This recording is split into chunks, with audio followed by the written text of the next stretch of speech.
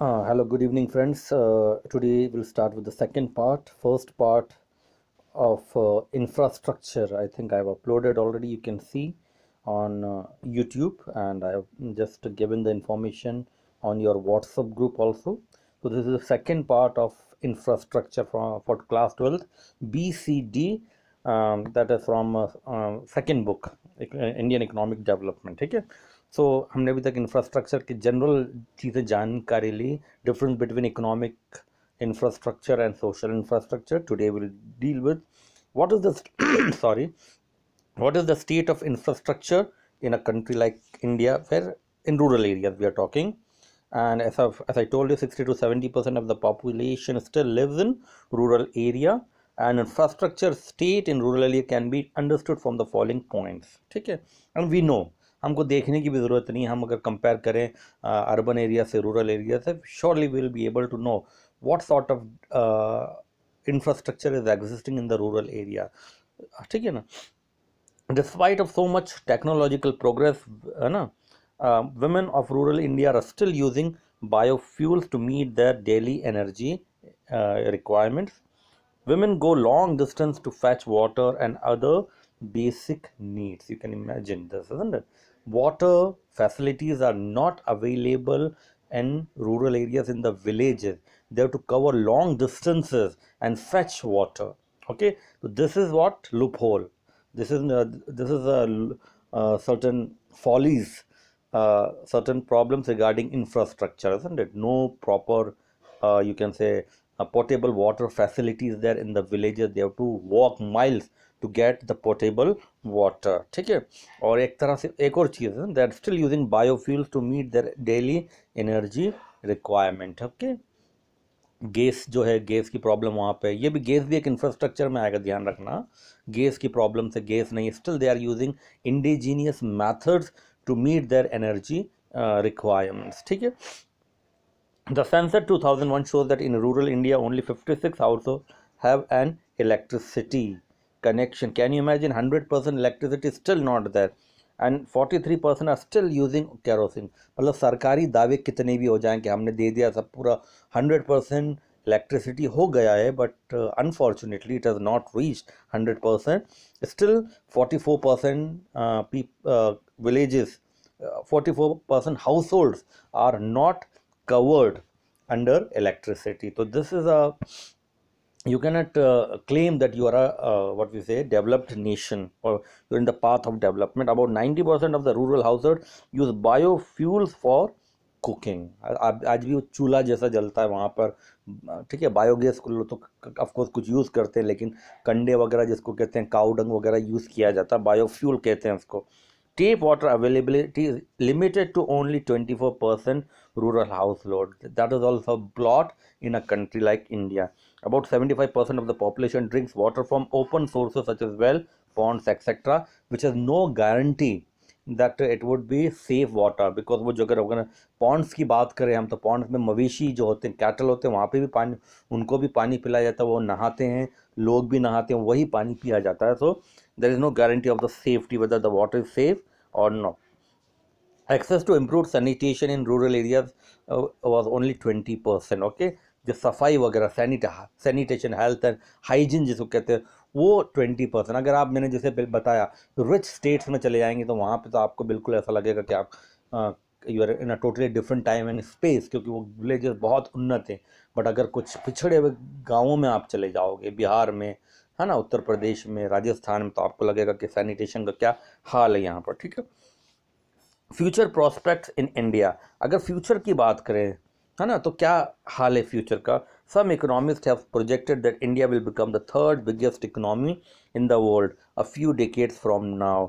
For that to happen, India will have to boost its infrastructure investment. When I was in मतलब कुछ साल पहले जब हम लोग कॉलेज वगैरह में पढ़ते थे, तो कहा जाता कि 2020 2030 में इंडिया सुपर पावर बन जाएगा, लेकिन अभी तक कुछ ऐसा हो नहीं रहा है.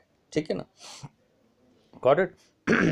The thing is that if you really want to become a superpower, then you have to boost your infrastructure. You have to invest in infrastructure, both type of infrastructure, that is economic as well as economic as well as social.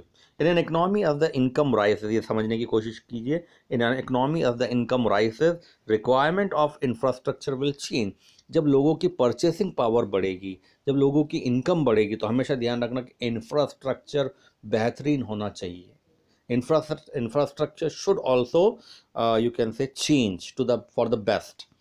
For low income countries, basic infrastructure services like irrigation, transport and power are more important. अच्छा, एक और चीज़ देखो, दो level होते हैं infrastructure के। एक level तो वो होता है जहाँ पे आपकी बेसिक नेसेसिटीज़ पूरी हो जाएं, और जब बेसिक नेसेसिटीज़ पूरी हो जाएं, जब वो थर्ड कंट्री ब्रैकेट से आप बाहर निकल जाओगे, तो फिर इंफ्रास्ट्रक्चर थोड़ा सा अच्छा वाला चाहिए आपको। इंडिया भी उसी स्टेज पे है, ठीक है ना, कुछ कहते हैं कि उसी स्टेज पे, लेकिन अभी भी हम कई जगह पे ऐसा है कि हम लोग अभी बेसिक स्टेज पे ही नहीं पहुंचे। सेफ ड्रिंकिंग वाटर नहीं है, 100% इलेक्ट्रिसिटी नहीं है, ठीक है ना।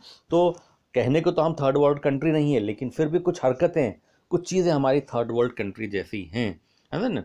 बेसिक इंफ्रास्ट्रक्चर लाइक इरीगेशन की फैसिलिटी अभी नहीं है, ट्रांसपोर्ट की भी नहीं है, पावर बहुत इंपॉर्टेंट है, लेकिन पावर का भी आप देख लीजिए क्या हाल है, frequent power cuts, lot of things are there, ठीक है ना। On the country the developed economic require more service related to infrastructure. अब हमारे इंडिया के अंदर देखो वही प्रॉब्लम कि जो मिसमैच हो गया है हमारे इंडिया के अंदर। देखो फॉरेन कंट्रीज क्या स्टेप बाय स्टेप आगे बढ़े, उन्होंने प्राइमरी सेक्टर आगे सेकेंडरी सेक्टर को पार कर लिया है, ऐसा ना। उनकी जो फार्मिंग है बहुत कम हो गई है, लेकिन जितनी भी हो रही है वो बहुत बेहतरीन हो रही है। सेकेंडरी इंडस्ट्रियल रिवॉल्यूशन वहाँ पे आगे आ चुका है, तो इंडस्ट्रियल रिवॉल्यूशन के बाद मैन्युफैक्चरिंग सेक्टर बहुत अच्छा हो गया, उत्पन्न हो गया है। वहाँ पे जो बेसिक नेसेसिटीज़ हैं सारी पूरी हो चुकी हैं। इलेक्ट्रिसिटी वहाँ भरपूर है ना, खाना भरपूर है, ट्रांसपोर्ट बेहतरीन है, इकोनॉमिक पावर है, पावर की कोई शॉर्टेज नहीं, इरिगेशन फैसिलिटी, तो बेसिक नेसेसिटीज सारी पूरी हो गई इंफ्रास्ट्रक्चर की।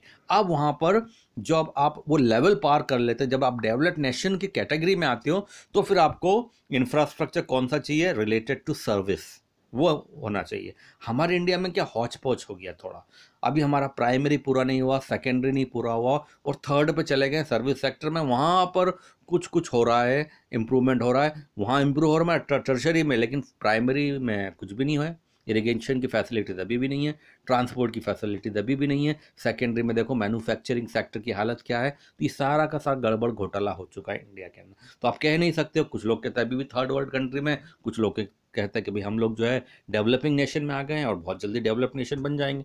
तो ये प्रॉब्लम हमारे यहाँ हो गई।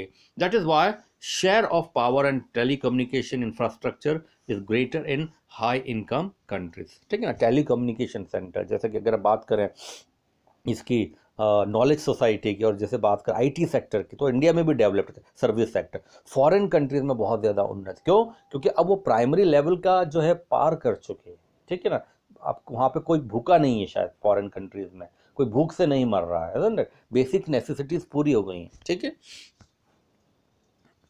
Thus, development of infrastructure and economic development go hand in hand. Obviously, if proper attention is not paid to infrastructure development, economic development will be severely affected. Both are interrelated, one sustaining other, one fueling other.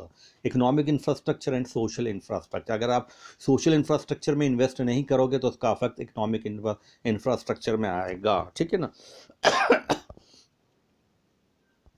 अब अगर energy की बात करें, मैंने बता दिया था पहले, energy the critical aspect of development process of a nation. It is essential for industrial, agriculture and related areas like production and transportation of fertilizers, pesticides and farm equipment. It is also required in house for cooking, household lighting and heating. देखो अगर हम energy की बात करें, talk about energy. Energy मैंने कहा is the ultimate source of everything. Energy can neither be created nor it can be destroyed, but it can be transformed from one form to another. ठीक है ना. अब इसके अलग अलग सोर्सेज, आप खाना भी जो बनाते हैं वो भी एनर्जी है, लेकिन उसका फॉर्म अलग, हीट एनर्जी है ना, साउंड एनर्जी, इलेक्ट्रिक एनर्जी, अलग अलग तरह के हैं, ठीक है. सो अलग अलग चीज़ों के काम आती है एनर्जी, है ना. इसके बगैर काम नहीं चल सकता. सोर्सेज ऑफ एनर्जी क्या होता है? कन्वेंशनल, मैंने बता चुका हूँ कल. 2 types of conventional sources of energy are coal, petroleum. लेकिन इसकी प्रॉब्लम ये है कि दीज आर द फॉसिल की कैटेगरी में आते हैं. कोल और पेट्रोलियम की जब एक लिमिटेड है दैट मीन्स फॉसिल फ्यूल्स, कोल और पेट्रोलियम का स्टॉक लिमिटेड है, अब हमें अल्टरनेटिव सोर्सेज कुछ खोजना पड़ेगा। And electricity are commercial sources of energy as they bought and sold in the market. They account for over 40% of total energy sources consumed in India, coal, petroleum and electricity। ठीक है ना। और जैसे जैसे अभी पॉपुलेशन बढ़ी तो गाड़ियों की संख्या बढ़ रही है और पेट्रोल की डिमांड बढ़ती जा रही है, इसलिए आजकल एक कॉन्सेप्ट आ गया ना, जैसे कहते हैं ई बाइसिकल और ई बाइक, ई स्कूटर, वो बहुत ज़रूरी है। Commercial sources of energy are generally exhaustible in nature, they are called the non renewable sources, क्योंकि उनको रिन्यू नहीं किया जा सकता फॉसिल फ्यूल्स को। Non-commercial sources like firewood, agricultural waste and dried dung are non-commercial sources of energy। ठीक है ना। ये फायरवुड हुआ, लकड़ी को जलाओगे आप, या एग्रीकल्चरल वेस्ट है, जो कंडे जिसको कहते हैं काउ डंग, ये नॉन कमर्शियल है। क्यों? क्योंकि इनको बड़े पैमाने पे इंडस्ट्री के हिसाब से यूज़ नहीं किया जाता, आप घर पे इनको यूज़ कर सकते हो। They are found in nature free of cost. Non commercial sources are generally renewable in nature, इनको आप रिन्यू कर सकते हो। ठीक है। जो नॉन रिन्यूएबल है, जो नॉन कमर्शियल, उनको रिन्यू कर सकते हो। ठीक है। आप इसको रिन्यू नहीं कर सकते, जैसे आपने पेट्रोल जलाया, अब पेट्रोल गया, धुआं हो गया, ख़त्म हो गया, उसके बाद उसको रिन्यू नहीं कर सकते। इलेक्ट्रिसिटी आपने जितनी वेस्ट कर दी उसको रिसाइकल नहीं कर सकते। ठीक है। More than 60% of Indian house hold depends on the traditional sources of energy in meeting the regular cooking and heating need. हमारे यहाँ तो खैर शहरों में गैस वगैरह आ गई है, लेकिन आज भी जो हाउस होल्ड हैं, गाँव के लोग हैं, वो इसी पर डिपेंड करते हैं, किसको, नॉन कमर्शियल सोर्सेज पे डिपेंड करते हैं। ठीक है ना। अब वो तो नॉन कमर्शियल हो गया, अब एक कैटेगरी होती है non conventional source of energy. क्या होंगे? Solar energy, wind energy and tidal power are non conventional sources. ठीक है ना। इसमें ही ध्यान रखिए कि ये नॉन कन्वेंशनल मतलब अल्टरनेटिव। अब हमको इन्हीं की तरफ आगे बढ़ना होगा। क्यों? क्योंकि जो कन्वेंशनल सोर्स हैं हमारे, कन्वेंशनल में क्या आ गया, हमारा जो पेट्रोल, डीजल या इलेक्ट्रिसिटी है वो एग्जॉस्ट हो रहा है। अगर इलेक्ट्रिसिटी बनती है कोल से, कोल ही एग्जॉस्ट हो गया तो इलेक्ट्रिसिटी बनना मुश्किल है। इसलिए इलेक्ट्रिसिटी अगर आपको बनाना है तो यहाँ से बनाइए। कहाँ से? Solar energy, wind energy and tidal power are non conventional sources of. Tidal का मतलब हुआ कि जब वो हाई टाइड और लो टाइड समंदर की लहरें उठती हैं ना, उससे भी जो है, उसमें भी पावर होता है, उससे भी जो है बनाया जा सकता है क्या चीज़? इलेक्ट्रिसिटी।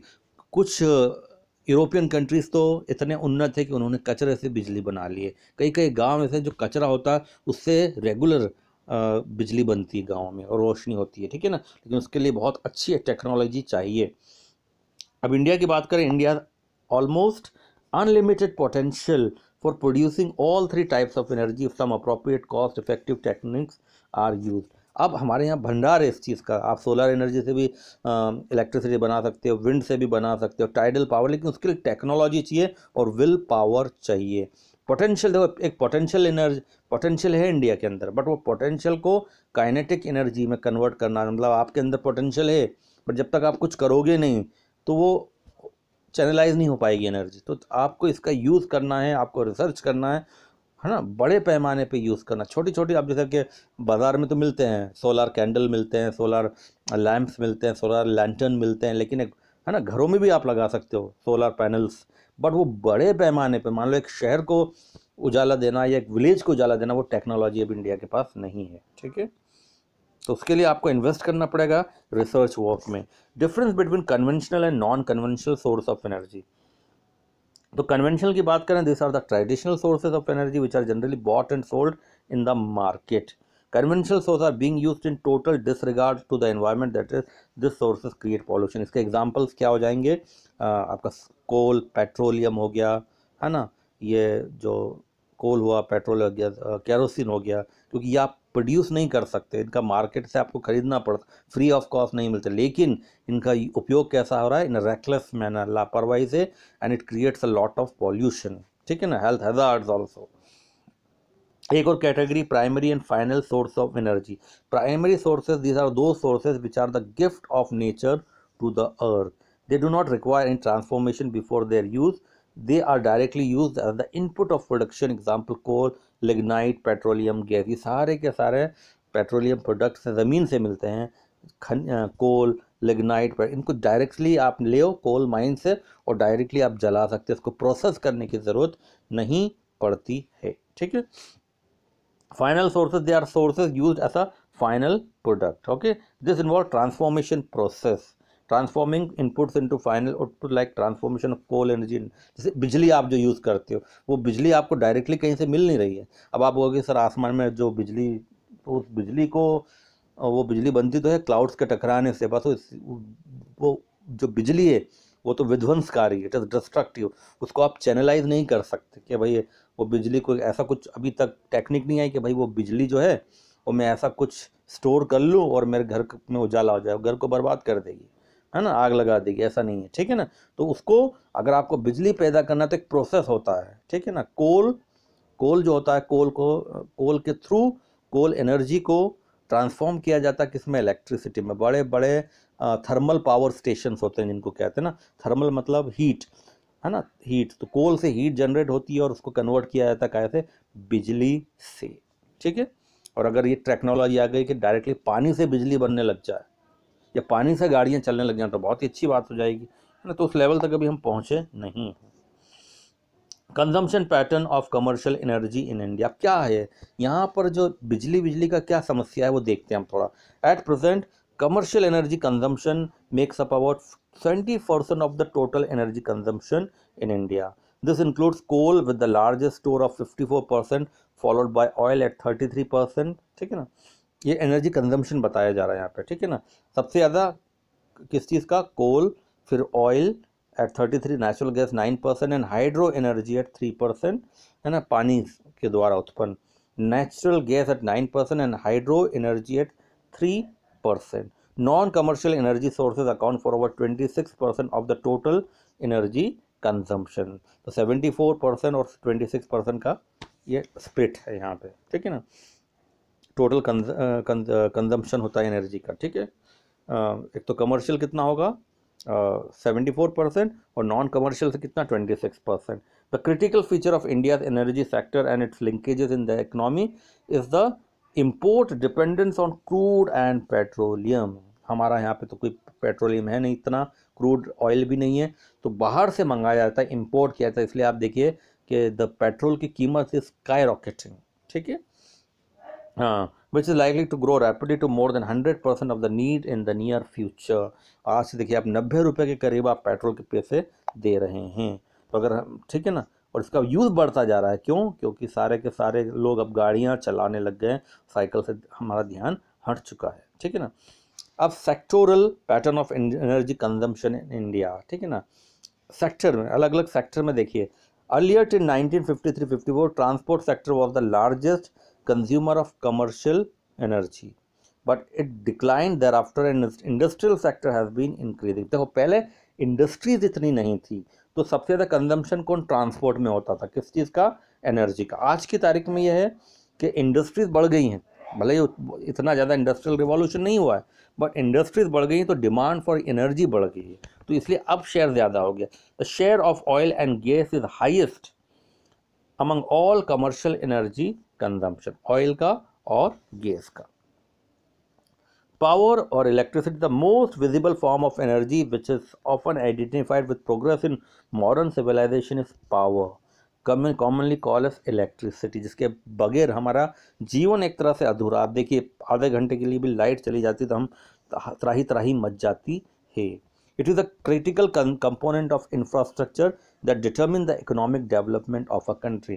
अगर आपके यहाँ पे कंट्री के अंदर, आपके प्रदेश के अंदर frequent power cuts are there, so that shows the level, economic level of your country. That shows whether you are in a developing stage or developed stage. The growth rate of demand for power is generally higher than the GDP growth rate. The growth rate of demand for power is generally higher than the GDP growth rate. Studies point out that in order to have 8% per annum, power supply needs to grow around 1% annually. ठीक है ना। तो studies point out that in order to have 8% per annum power supply, we need to grow around 1%, it need to grow around 1% annually, है ना. So ये समझिए, the growth rate और demand for generally higher than the GDP growth rate. Studies point out that in order to have 8% per annum growth, point out power supply needs to grow around 1%. I think ये 1% नहीं, it should be annually. I'll check it and I'll tell you. ठीक है. In 2010-11, thermal sources accounted for almost 65% general capacity in India.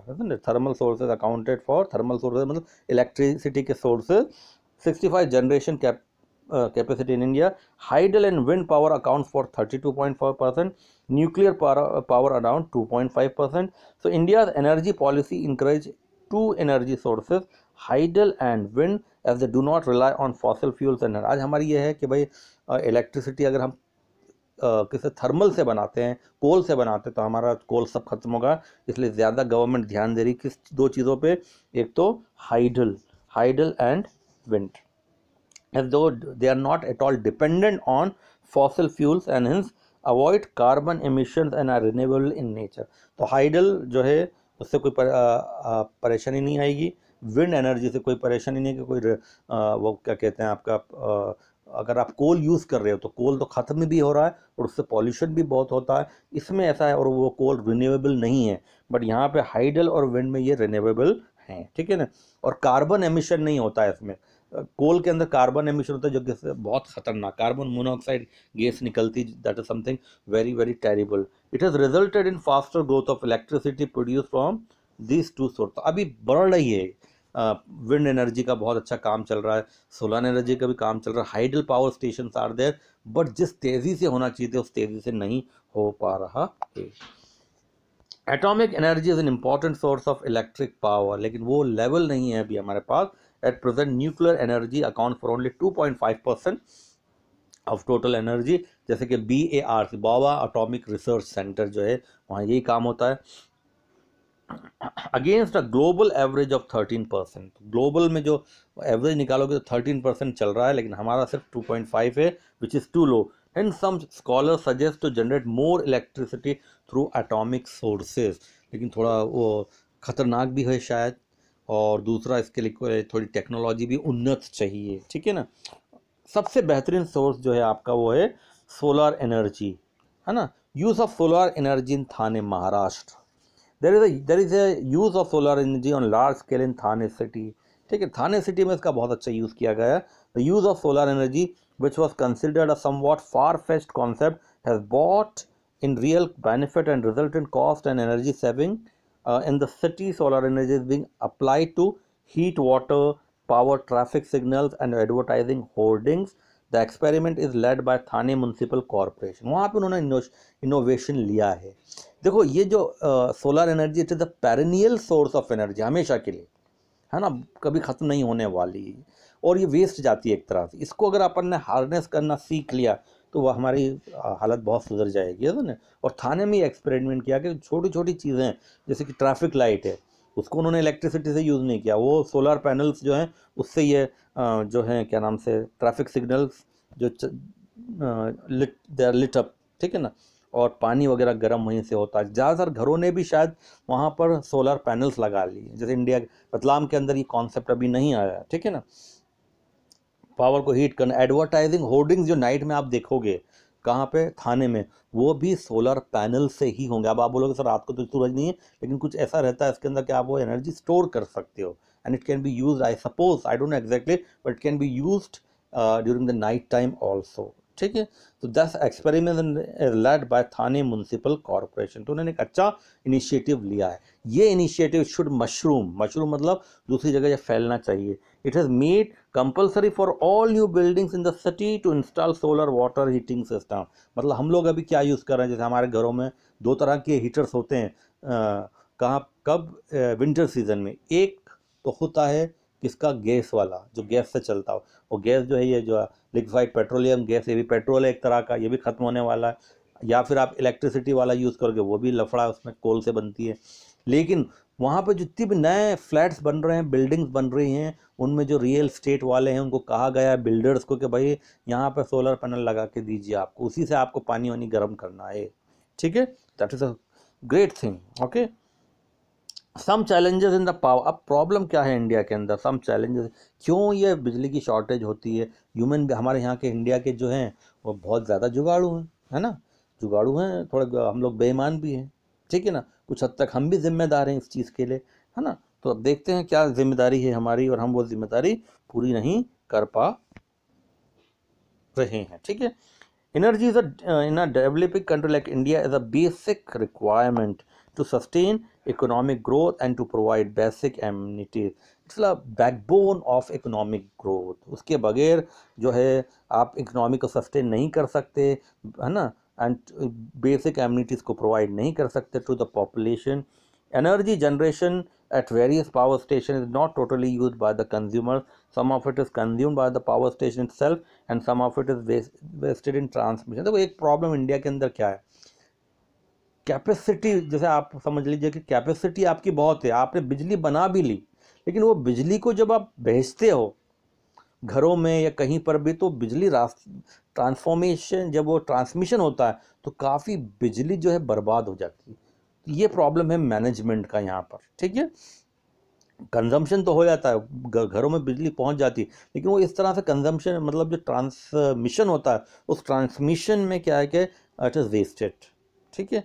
तो जो capacity है, जितनी बिजली बन पाती है उतनी यूज़ नहीं हो पाती. कुछ तो क्या होता है कि घरों तक पहुँच रही है बिजली, और कुछ क्या होता है ये चोरी भी चली जाती है ना. जैसे मैंने कहा स्लम एरियाज़ में जो है वो तार डाल लेते हैं, मेन जो क्या बोलते हैं स्टेशन होता है वहाँ पे सिर्फ तार डाल लेंगे तो अपने घर में बिजली कर लेंगे, दुकानों में कर लेंगे फ्री. या फिर जो हमारे जो भाई, हम लोग भी जो है मिडिल क्लास या अपर मिडिल क्लास वाले, वो भी हम लोग अच्छा कमा रहे हैं, लेकिन फिर भी मीटर में हेर फेर करते थे कि जितना 1000 रुपये 2000 रुपये आना चाहिए तो 500 रुपये आ रहा है. तो इसलिए सरकार ने अभी क्या कर दिया, मीटर्स को बाहर लगवा दिए, ठीक है ना. तो ये प्रॉब्लम्स हैं. Some of the challenges that Indian power sector faces today are: India's installed capacity to generate electricity is not sufficient to feed an annual economic growth of 9%. Installed capacity, अब जितनी बिजली बन रही है, जिस हिसाब से पॉपुलेशन बढ़ रही है, उस हिसाब से बिजली की जो खपत होना चाहिए वो नहीं हो पा रही, मतलब बिजली उतनी उत्पन्न नहीं हो पा रही. इंस्टॉलेशन कैपेसिटी नहीं है इंडिया के पास, not sufficient to feed an annual economic growth of 9%. और जो इकोनॉमिक ग्रोथ रेट बढ़ रही है 9%, तो अभी नहीं है हमारी इकोनॉमिक ग्रोथ, लेकिन इससे कम है. लेकिन जिस हिसाब से पॉपुलेशन बढ़ रही है, जिस हिसाब से इकोनॉमिक ग्रोथ रेट बढ़ रहा है, उस हिसाब से बिजली चाहिए, ठीक है ना. अगर वो बिजली होगी तो ही आपका इंडस्ट्रियल सेक्टर पनपेगा, तो ही आपका ग्रोथ होगा. तो उतनी जिस हिसाब से आप ग्रोथ चाह रहे हो, इकोनॉमिक डेवलपमेंट या इकोनॉमिक ग्रोथ, उस हिसाब से बिजली नहीं बन पा रही है इंडिया के अंदर, ठीक है. At present India is able to मतलब produce only 20,000 megawatt a year. Even the install capacity is underutilized. Okay, at present India is able 20,000 megawatt की बिजली उत्पन्न होती है. स्टेट इससे कहीं ज़्यादा हमको required. State electricity boards which distribute electricity incur losses which exceed 500 billion due to transmission and loss in distribution, wrong pricing of electricity and other inefficiency. अब देखो 500 बिलियन किसको कहते हैं, सोचो. 500 बिलियन का लॉस होता है स्टेट इलेक्ट्रिसिटी. एमपी की भी हालत ख़राब है due to transmission and loss in distribution, है ना. Loss and distribution, wrong pricing. कभी कभी आपने सुना होगा, रोज पेपर में आता है ना, एक किसान है या एक बंदा है, उसका महीने का बिल 2 लाख रुपए आ गया, जबकि मुश्किल से 2000 होता था. रॉन्ग प्राइसिंग, ठीक है. एंड अदर इनएफिशिएंसी, कुछ जो है बिजली चोरी चली जाती है, सारी चीज़ें हैं इसमें, बहुत सारी, ठीक है ना. और कुछ मैनेजमेंट में प्रॉब्लम्स हैं, ठीक है, क्योंकि जो चीज़ अगर सरकार के अंडर में है तो सारी प्रॉब्लम्स क्रिएट कर, क्योंकि स्टेट इलेक्ट्रिसिटी बोर्ड हैं ये, तो PSU पब्लिक सेक्टर, ठीक है ना. तो कई जगह पे क्या करा सरकार ने, प्राइवेटाइजेशन करने पर जोर दे रही है कि कम से कम जो है काफ़ी चीज़ें सुधरेंगी. There is a public unrest due to high power, ठीक है ना. तो private sector power generation are yet to play their role in a major way, same is the case with foreign investor. कुछ लोग क्या कभी सरकार ये भी सोचती है कि यार फॉरेन प्लेयर्स को ले आए बिजली डिस्ट्रीब्यूशन के लिए, लेकिन फिर लोग ऑब्जेक्शन लेते हैं, भाई ये तो अहम चीज़ है बिजली, इसमें फॉरेनर्स आना ही नहीं चाहिए। There is general public unrest due to high power tariff and prolong power cuts in different parts of the country. और कभी कभी इंडिया के अंदर यही प्रॉब्लम है, हाई पावर टैरिफ जो है, पावर के रेट से बहुत ज़्यादा है इंडिया के अंदर, गांव वाले नहीं चुका पाते हैं, और कभी कभी आप पूरा पैसा बिल भी भर रहे हो लेकिन प्रोलॉन्ग्ड पावर कट्स हैं, ठीक है ना, बिजली चली जाती है। Thermal power plants which are the main stay of India power sector are facing shortage of raw material coal supply. अब कोल ही खत्म हो रहा है, आपके पास रॉ मटेरियल नहीं है। Continued economic development and raising population is driving the demand for more energy than what is currently India producing. जितनी electricity पैदा नहीं हो रही उससे ज़्यादा डिमांड हो रही है। Instead of investing in already installed power sector, government has shifted interest into the private sector, particularly for the distribution of electricity at much higher prices. अब प्रॉब्लम यहाँ पे सब जगह ये है कि गवर्नमेंट ने सोचा कि यार इससे पल्ला झाड़ लो, अपन जो है थर्मल पावर स्टेशन बनाएंगे फिर प्रॉब्लम्स हो जाएंगे, इससे अच्छा प्राइवेटाइज कर दो। अब प्राइवेटाइज में प्रॉब्लम ये रहेगी कि प्राइवेट प्लेयर्स आएंगे जैसे रिलायंस वगैरह, वो बिजली ज़्यादा चार्ज करेंगे, है ना, उसका सप्लाई का चार्ज ज़्यादा करेंगे, तो फिर प्रॉब्लम्स है, ठीक है। The case of Delhi since independence, है ना, the case of Delhi since independence, अगर एक केस स्टडी लेते हैं हम दिल्ली का, power management in the capital has change 4 times। The Delhi state electricity board was set up in 1951, उससे मामला संभला नहीं, फिर किसने लिया, दिल्ली इलेक्ट्रिक सप्लाई अंडरटेकिंग, उससे मामला संभला नहीं 1958 तक, फिर दिल्ली विद्युत बोर्ड, अब देखो नाम चेंज हो रहा है बस, ठीक है ना, काम वही है, कर्म वही है, came into existence as SEB, State Electricity Board, in 1997. Now the distribution of electricity waste with 2 leading private sector companies, ठीक है। अब यहाँ पे प्राइवेट प्लेयर्स आ गए, एक तो रिलायंस एनर्जी लिमिटेड, है ना, और दूसरा क्या है, Tata power limited. They supply electricity to approximately 20 lakh customers in Delhi. 28 lakh, Delhi की पॉपुलेशन तो बहुत ज़्यादा है, बट 28 लाख लोगों को ये लोग क्या दे रहे हैं,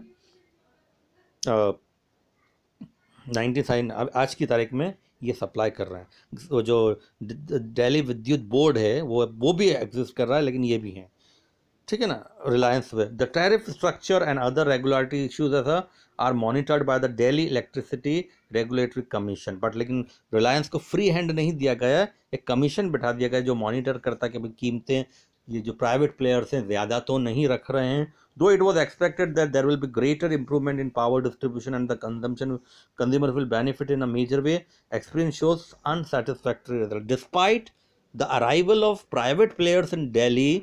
प्रॉब्लम्स जस की तस हैं कहाँ पर, दिल्ली के अंदर, ठीक है।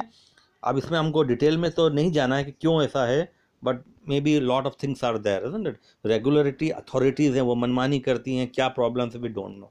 अब है ना, तो हेल्थ सेक्टर को एक बार देख लेते हैं, या आज इतना रखते हैं, tomorrow I try to complete it. आज हम लोग इतना रखते हैं, थर्ड जो है पार्ट वो भी मुझे डालना पड़ेगा, तो थर्ड पार्ट में डालूंगा तो चैप्टर पूरा का पूरा कंप्लीट हो जाएगा, उसके बाद हमारे सिर्फ 2 चैप्टर्स और बचेंगे।